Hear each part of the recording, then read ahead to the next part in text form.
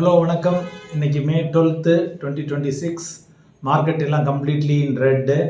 Nifty 50 வந்து more than 1.8% down as we speak at 3:21 pm and Nifty small cap செமாடி வாங்கியிருக்கு about 2.93% down. Nifty mid cap 2.49% down. செக்டரில் வந்து அதிகமாக அடி வாங்கியிருக்கு நிஃப்டி ஐடி கிட்டத்தட்ட 3.71% down. So across the board நேற்று ஒரு 1.5% டவுனு, இன்றைக்கி ஆல்மோஸ்ட் ஒரு 1.8% டவுனு. ஸோ 2 டேஸில் ஒரு 3.3% டவுனு.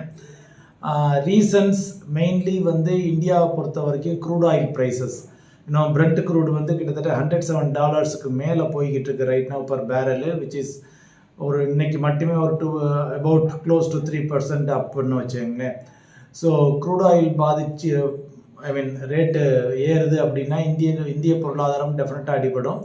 ஸோ நமக்கு பற்றாக்குறை உண்டாகும், பட்ஜெட்டில் deficit, across the board price rise ஆகும், இன்ஃப்ளேஷன் இன்க்ரீஸ் ஆகும், லாட் ஆஃப் திங்ஸ். ஸோ அதுக்கு மெயின் ரீசன் வந்து Iran US deal, peace deal ஸ்டால்டாக இருக்குது, இன்னும் ஒன்றும் ஆகலை. ஸோ அதனுடைய கன்சர்னும் main one of the concerns strait of Hormuz இன்னும் still closed.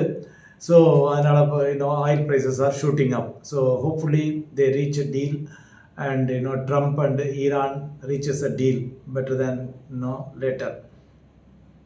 And then rupee just at டாலருக்கு அகெயின்ஸ்டாக வந்து ஒரு 95-61 அப்படிங்கிற லெவலில் இருக்குது.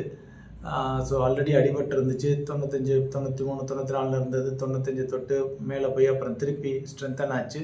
Now again down, so that also affects, that shows that foreign institutional investors are pulling out. So அதுவும் நடக்குது, FII செல்லிங்கும் நடக்குது, because of which நம்ம ருப்பி அடி வாங்குது. So the currency fluctuation, that is also a problem. And IT, நம்ம ஏற்கனவே சொன்ன மாதிரி ஐடி இண்டெக்ஸில் வந்து கிட்டத்தட்ட ஒரு 3.75% down IT index. Major reason வந்து ஏஐ வர்றதுனால, ஓப்பன் ஏஐ எல்லாம் வந்து அவங்க ஓன் ஒரு டிப்ளாய்மெண்ட் கம்பெனி, டிப்ளாய்மெண்ட் கம்பெனின்னு ஒன்று ஸ்டார்ட் பண்ணுறாங்க அப்படின்னா Infosys, TCS, HCL, all these IT shares அவங்களுக்கு பூரா நஷ்டமாக இருக்கும், நஷ்டம் அதிகரிக்கும் அப்படின்னு சொல்லி அதை அடிக்கிறாங்க.